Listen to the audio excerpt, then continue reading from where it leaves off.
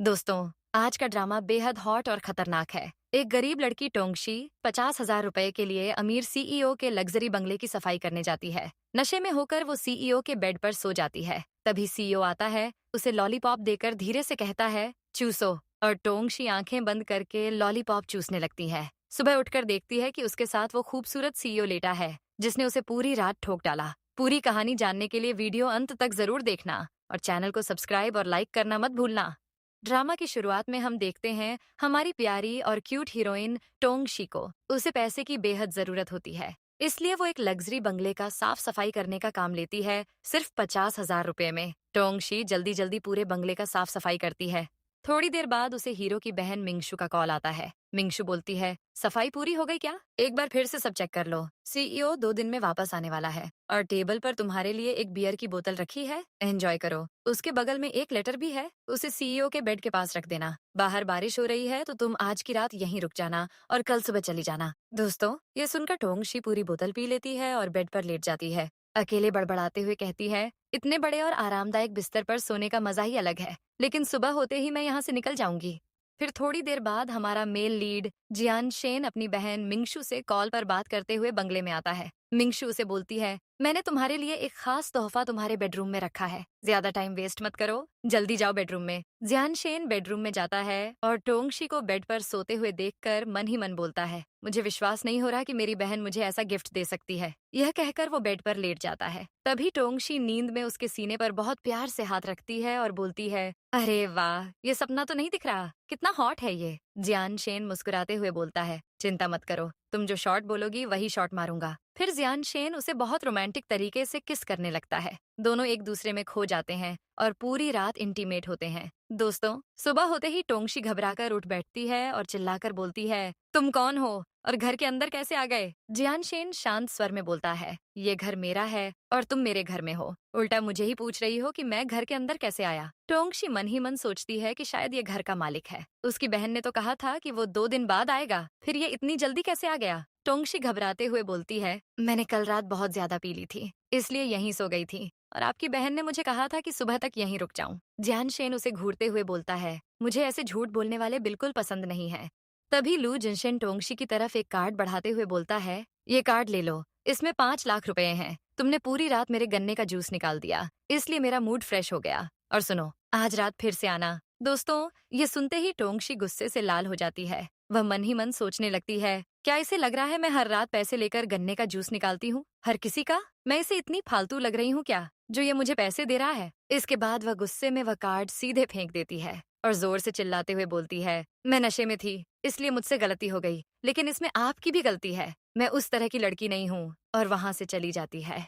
Scene shift होता है। टोंगशी घर पहुंचती है। घर आते ही उसकी चाची उससे कहती है, मैंने तुम्हारे लिए एक लड़का देखा है, वो एक बड़ी कंपनी में मैनेजर है, आज तुम्हें उस लड़के से मिलने जाना है। दोस्तों, असल में टोंगशी की चाची उसकी शादी एक शादीशुदा आदमी के साथ करवाना चाहती है। टोंगशी तुरंत मना करते हुए बोलती है, मुझे अभी शादी नहीं करनी, मुझे पहले ग्रेजुएशन पूरा करना है। तभी उसकी माँ बीच में बोलती है, अभी उसका आखिरी साल है, छोड़ दो ये बात यहीं पर। सच में उसने बहुत मेहनत की है ग्रेजुएशन पूरा करने के लिए, लेकिन उसकी चाची नहीं मानती और बोलती है, मैं सिर्फ उसे लड़के से मिलकर आने को बोल रही हूँ, अगर उसे पसंद आया तो शादी कर लेना, वरना मत करना। टोंगशी ब्लाइंड डेट पर जाने से साफ मना कर देती है, लेकिन उसकी चाची जबरदस्ती उसे ब्लाइंड डेट पर भेज देती है। सीन शिफ्ट होता है। टोंगशी उस आदमी से मिलने पहुंचती है और सीधे कह देती है, मैंने आपको सब कुछ बता दिया है, मैं आपसे शादी नहीं करना चाहती, अब आप अपनी तरफ से मेरी चाची को समझा देना।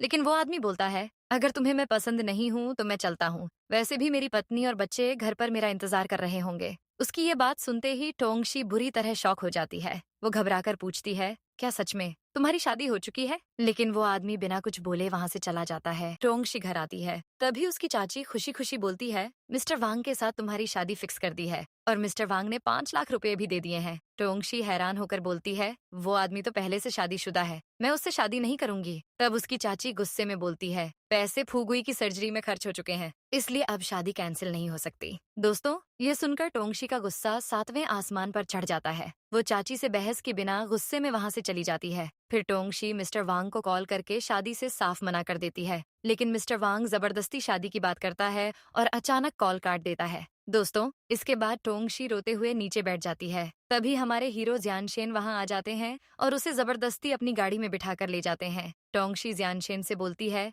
मुझे बस कॉलेज के गेट के पास छोड़ दीजिए। और फिर थोड़ा हिचकते हुए बोलती है, जो आप पिछली बार मुझे पैसे दे रहे थे, वो पैसे अब मिल सकते हैं? जियानशेन बिना कुछ बोले सीधे उसके अकाउंट में पैसे ट्रांसफर कर देते हैं और बोलते हैं, फिर से लौटाने की जरूरत भी नहीं है। टोंगशी मन ही मन सोचती है, ये सच में मुझे धंधे वाली तो नहीं समझ रहे ना? मैंने इससे मदद लेकर बड़ी गलती कर दी। फिर टोंगशी गाड़ी से उतर जाती है। तभी अचानक टोंगशी को एक कॉल आता है। कॉल लू ग्रुप की एचआर डिपार्टमेंट से होता है। एचआर उसे बताती है कि उसका रिज्यूमे सिलेक्ट हो गया है और वो अगले हफ्ते से जॉब ज्वाइन कर सकती है। ये सुनते ही टोंगशी बहुत खुश हो जाती है, क्योंकि उसे बिल्कुल उम्मीद नहीं थी कि उसका रिज्यूमे पास भी हो जाएगा। एचआर उसे मेडिकल चेकअप कराने को बोलती है और रिपोर्ट ईमेल पर भेजने को कहती है। कॉल कटने के बाद टोंगशी सोचती है कि अब सैलरी मिलते ही सबसे पहले जियानशेन का पैसा वापस कर देगी। लेकिन तभी अचानक उसे अपने पेट में तेज दर्द होने लगता है। वो सोचती है कि शायद ज्यादा स्ट्रेस और थकान की वजह से ऐसा हो रहा है। सीन शिफ्ट होता है। ऑफिस में जियानशेन आते हैं। टोंगशी उन्हें देखकर मन ही मन बोलती है, यह यहाँ क्या कर रहा है? दरअसल दोस्तों, टोंगशी को अभी तक ये पता नहीं है कि जियानशेन खुद इस कंपनी का सीईओ है। तभी ऑफिस की कुछ लड़कियां जियानशेन को देखकर फुसफुसाती हैं, वाह कितना हॉट और हैंडसम है ये। एक लड़की पूछती है, कौन है ये? तो ऑफिस की एक लीडर बोलती है, ये हमारी कंपनी के नए सीईओ हैं। तभी अचानक टोंगशी को उसकी माँ का कॉल आता है। उसकी माँ गुस्से में चिल्लाकर बोलती है, टोंगशी तुम प्रेग्नेंट हो क्या? टोंगशी हैरान होकर बोलती है, माँ आप क्या बोल रही हो? आपको कुछ समझ आ रहा है? माँ और भी गुस्से में बोलती है, मैंने अभी तुम्हारे लैपटॉप में देखा है, तुम्हारी मेडिकल रिपोर्ट आई है, उसमें साफ साफ लिखा है कि तुम प्रेग्नेंट हो। दोस्तों, यह सुनकर टोंगशी की माँ का गुस्सा फूट पड़ता है। वो चिल्लाकर बोलती है, तुम कॉलेज में ऐसे लफड़ेबाजी करने जाती हो क्या? मुझे जल्दी से बता, कौन है वो लड़का? तुमने उसके साथ ये कांड किया है? जल्दी से बता, कौन है उस बच्चे का बाप? टोंगशी रोते हुए बोलती है, माँ ये एक दुर्घटना थी, हम इस बारे में मैं घर आने के बाद बात करते हैं। लेकिन उसकी माँ और भी गुस्से में बोलती है, क्या वो लड़का बच्चे की जिम्मेदारी लेने के लिए तैयार है? अगर नहीं तो जल्दी से तुम उसे बच्चे को गिरा दो। टोंगशी थोड़ा सहम कर बोलती है, ठीक है माँ, मैं आपकी बात समझ गई, मेरा काम होते ही मैं हॉस्पिटल जाती हूँ। दोस्तों, तभी जियानशेन की बहन लू मिंगशू वहाँ खड़ी सारी बातें सुन लेती है। टोंगशी उसे देखकर डर जाती है। मिंगशू टोंगशी को देखकर बोलती है, चिंता मत करो, तुमने कोई गलती नहीं की है। तुम एचआर को बताकर कुछ दिनों बाद काम पर आ जाना। और यहाँ कॉलेज का प्रिंसिपल टोंगशी के बारे में सारी बातें जियानशेन को बताता है, उसने कितनी मुश्किलों का सामना किया है। उसके बाद जियानशेन की बहन लू मिंगशू आती है और बोलती है, आप सबको इतना इंतजार करवाने के लिए मैं माफी चाहती हूँ। चलिए हम आपको बाहर तक छोड़ने आते हैं। प्रिंसिपल चला जाता है।